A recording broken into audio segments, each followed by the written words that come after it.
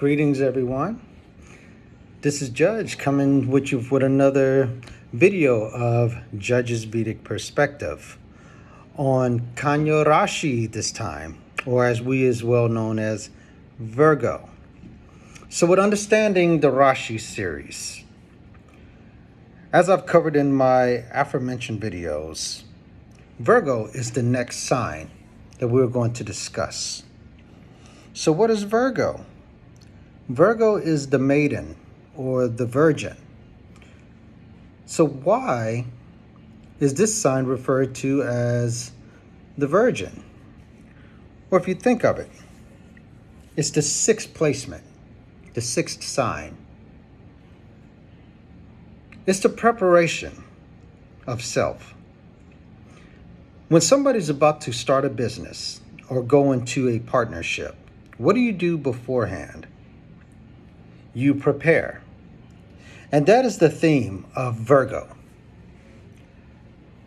Everything about Virgo is projects, solving problems, majoring in the minors, dealing with issues, obstacles, diseases, and obstruction and enemies. In Jyotish is what is known as an upachaya placement.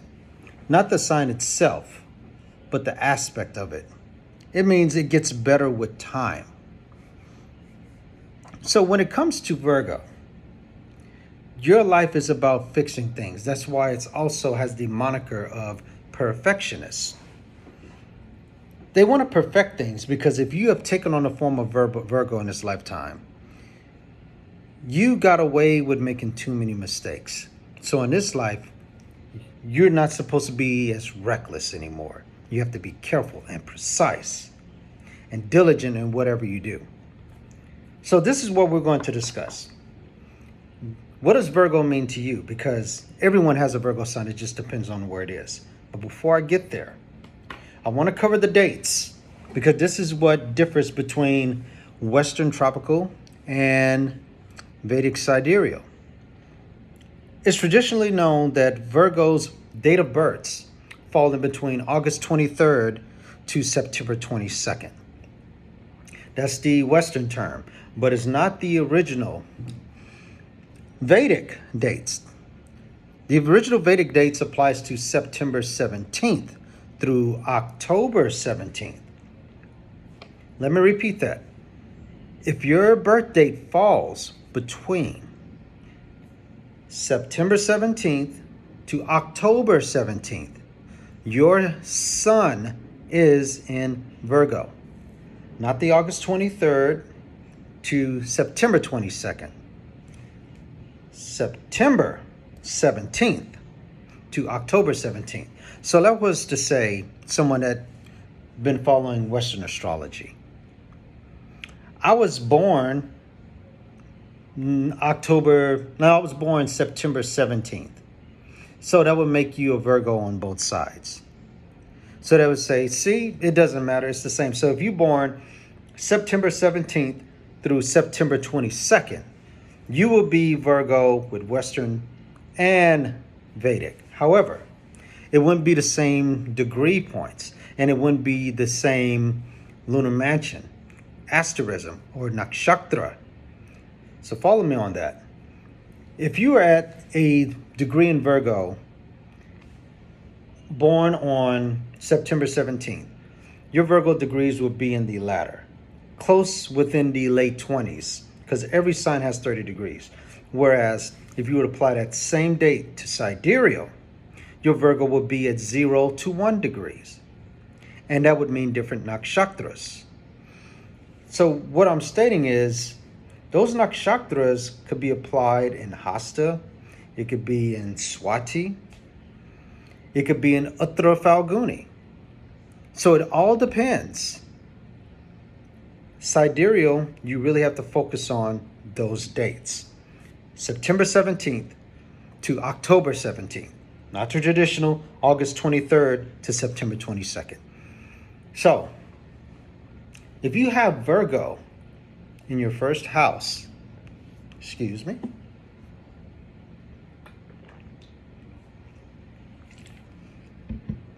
Your life path is to solve problems. Because Virgo in the first house, you're going to come off as a perfectionist. And just know that Buddha or Mercury rules Virgo. So wherever your Mercury is, if you're a Virgo or Kanya ascendant Rasi, Lagna, your life is about solving problems. It's not all hunky-dory as you think. Because with Virgo in the first house, it's something about you that just needs to fix things, organize, sort, and routine everything that you do. So, if you are a Virgo ascendant, definitely take heed to, your fun policing, your anal retentiveness, majoring in the minors, and making tedious, boring tasks fun. That is your path. Accept who you are. There's no need to be ashamed of that. Again, this doesn't apply to just Virgo ascendants, nor Virgo suns, because every rising sign has a Virgo aspect to it. So I'm going to go on to if you have Virgo in your second house. Now we're referring to the Leo ascendants or the Simha Rashi ascendants. So Leos have Virgo in the second house because they are very careful with what they say, because they don't want to be known as arrogant or cocky or a show off. So they tend to speak very coherently. They would read something, depending on their audience relevance. They would try to speak in a perfect way to impress everyone. They want you to know they also have the perfect family, because Leo with Virgo in the second house also rules family. So that's how a Leo would definitely portray from their second house. They would eat meals that would be considered healthy. They would do things that they would assume is perfect to others. Also with Leo ascendants, don't be surprised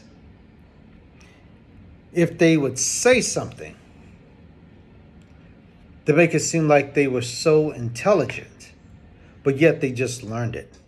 Because Mercury likes to learn. Virgo likes to learn multiple things. They don't necessarily have to master it. They want to perfect it.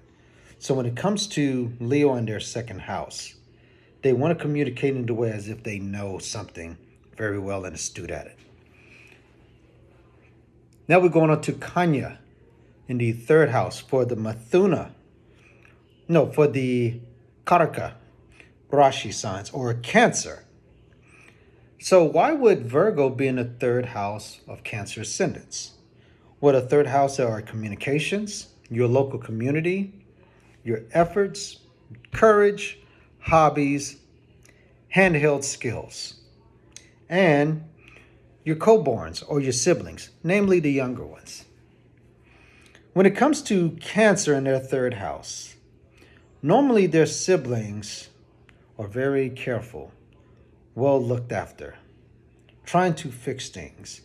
Because as a Cancer ascendant, you're normally the eldest, the nurturer, and you tend to be the lieutenant of your family if you're the oldest in your birth order. So with a Cancer ascendant, the way they look at their younger siblings, they want to make sure they're doing the right things. Very careful, very guarded. So their younger siblings will naturally gravitate to that behavior that the Cancer or the Karkata comports itself. And also when it comes to communications, their local community or their surrounding neighbors, they treat them like patients. They want to be of service to their neighborhood. As a matter of fact, I have a neighbor who is a Cancer ascendant, and she's also a nurse. And whenever I need something, whether my bride isn't feeling well or my children or even myself, she is going to come over and check up on us. And that's amazing because if you're a Cancer, you care about your neighbors. You're going to be of service to everyone surrounding you because they definitely want to make sure everybody in their inner circle is taken care of. So that's an admirable quality for Cancers to have Virgo in their third house. Now going to the fourth house.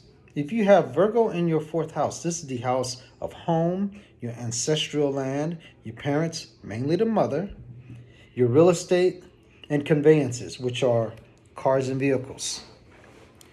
This is the Mithuna Rashi, or the Gemini ascendant. So with Gemini, Mercury rules not only your Lagna, but also your fourth house. In a Gemini's home, they grew up with intelligent parents. Their parents were probably in the medical field or IT. Somewhere to where they could be very handy and skilled and meticulous. That's why Geminis come off as clever and smart, because their parents were. Virgo is the feminine sign to Mercury, whereas Gemini is the masculine sign to Mercury. And again, fourth house, if you were to look at both parents, is mainly the mother. So Gemini ascendants, one of their parents are very degreed, have lots of merit, tend to be helicopter parents because they want their children to do the right thing at all times. But that extroverted side of Mercury wants to mess up, wants to learn things, wants to be clever, while the Virgo side is more conservative and turbulent. So when it comes to real estate, Geminis can't stay put because Virgo is a dual sign or a movable sign. You're not going to stay in the same place. You're going to always want to move around because you got to learn more. There's nothing fixed about a Gemini's fourth house. So you're going to always be driving different cars, living in different places, maybe work different places.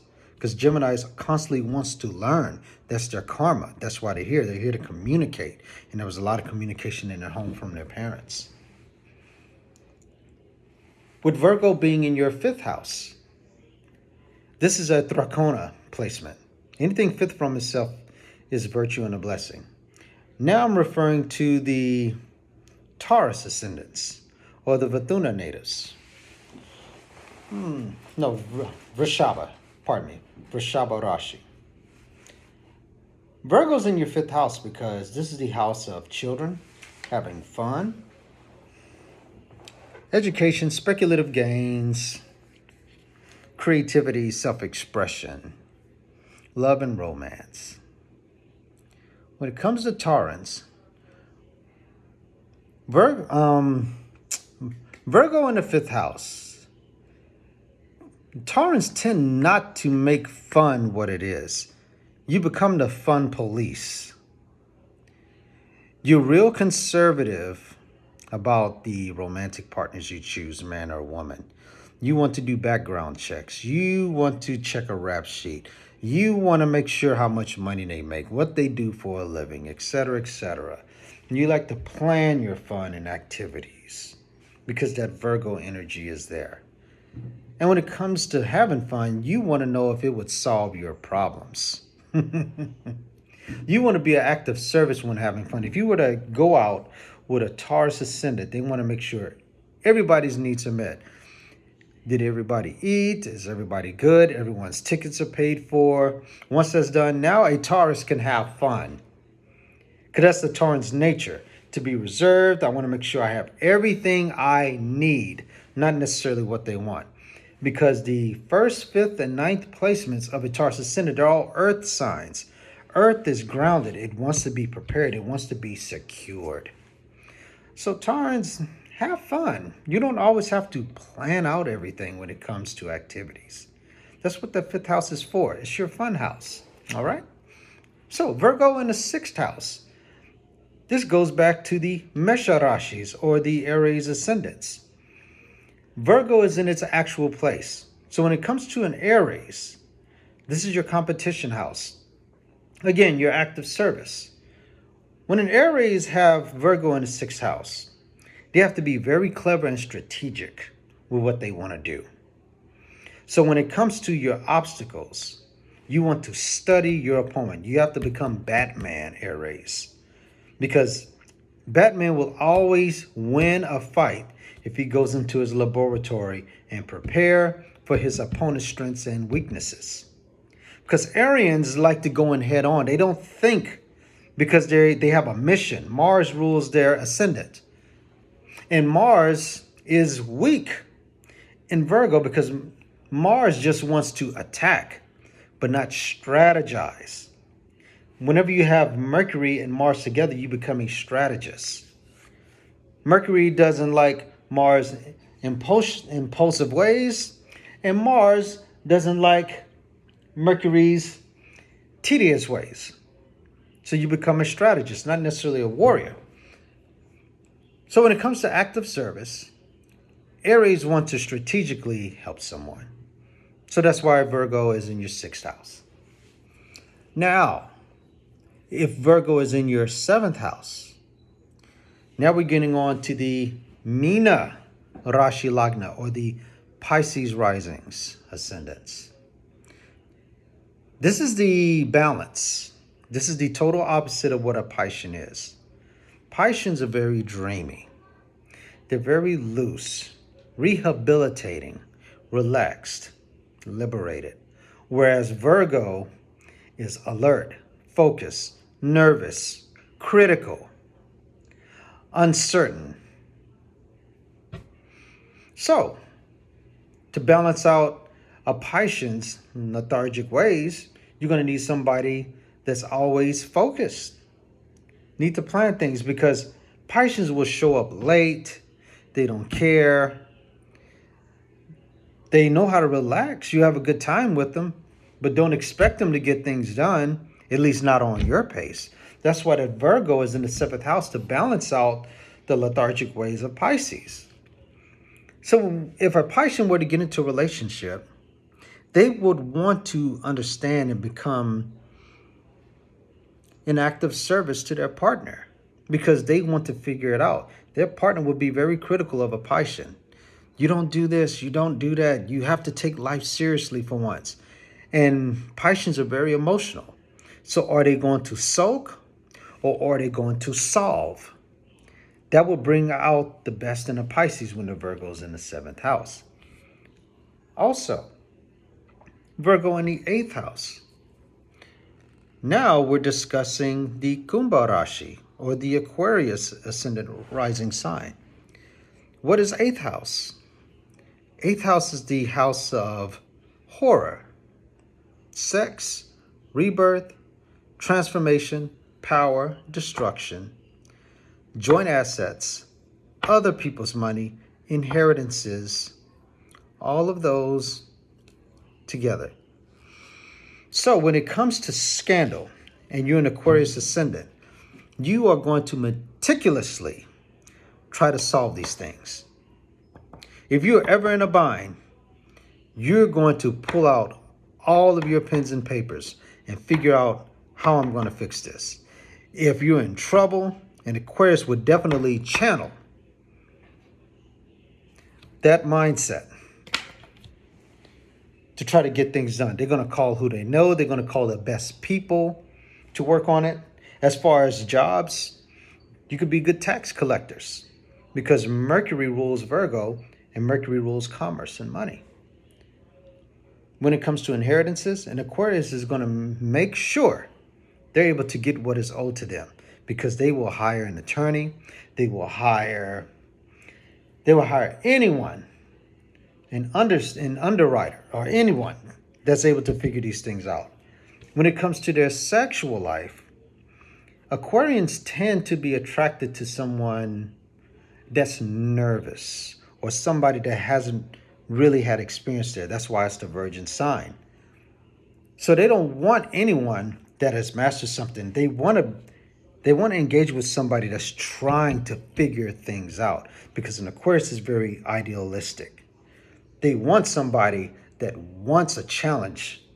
They're trying to figure out things in life. Even when it comes to scandal, an Aquarian will definitely fight and want you to prove that it was their fault, because it's Mercury. Solve it. Try to figure it out if I'm guilty of anything. Because good luck on that. Because that is still their place of perfection. They will gain power through perfection. That's why Saturn is the chart lord. It's going to take time. And when it comes to sudden events, that's also the 8th house.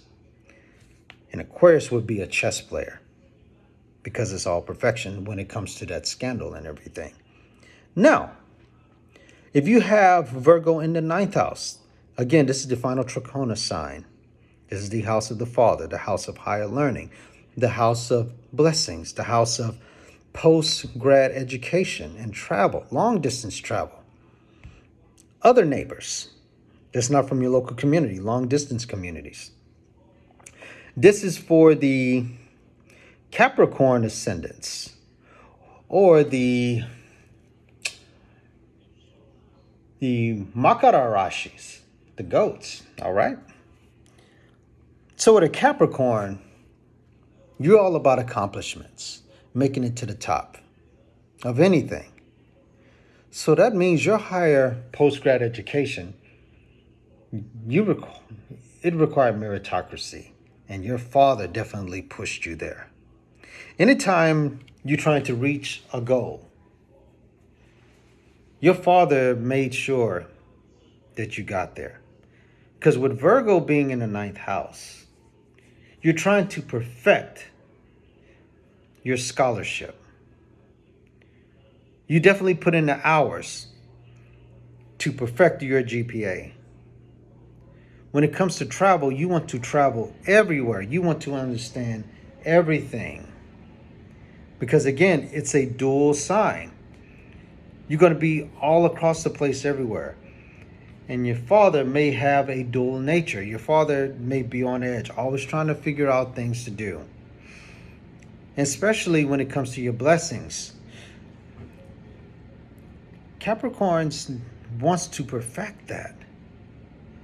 They want to understand their blessings. I got this blessing because of A, B, and C. So, when it comes to your 9th house, you worked hard for it. You perfected it. And you made your father proud. Capricorns are always trying to be the best at something.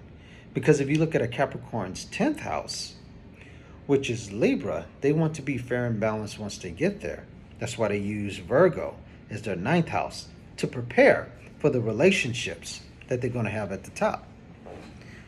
Now, let's talk about Virgo in the 10th house. This leads us to the Dhanush Rashi, or the Sagittarius ascendant. Now, with Sagittarians, they're very loose, unyielding.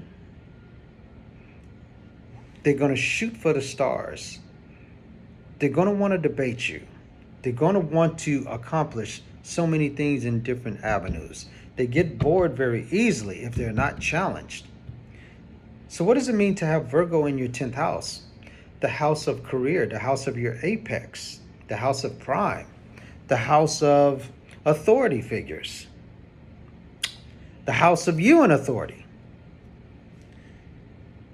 Sagittarians can keep jobs or even a career for a long time because they always want to try different things. Again, because Virgo is a dual sign. It's not fixed and it's not movable. It's dual. And it's going to always want to figure other things. I wouldn't be surprised if a Sagittarian is doing concurrent careers, like a side hustle in their normal day-to-day job. So if you're a Sagittarius Rashi, that's an ascendant, look where your Mercury is, because that's where your career lies. And it's going to always be something engaged in solving people's problems by communications. Like a lot of motivational speakers or those professionals that appear on TED Talks. Majority of them are Sagittarians because their 10th house is Virgo. So while they're doing on TED Talks, they're also doing other things. They could be on YouTube, but they're also doing other things because Sagittarians want to orate their knowledge to everyone. All right? Now, if you were to put Virgo in the 11th house, this is for the Varishika Rashis, or the Scorpio ascendants. So, for someone who's desired power, why would Virgo be in the 11th house of hopes, wish, and dreams coming true? Well, I can tell you why. It's also the house of the eldest sibling or elder siblings. If you have any planets in the 11th house for a Scorpio, they normally have older siblings that did not stay at home long, or they realized the older sibling had to do so much work or had to be an elitist in a way. That will make that younger Scorpio native kind of become jealous of that elder Virgo sibling. The reason why?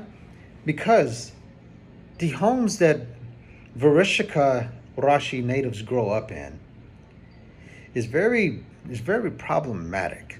There's stuff that's always had to be proven. They normally grow up in big families, and the eldest sibling always had to multitask.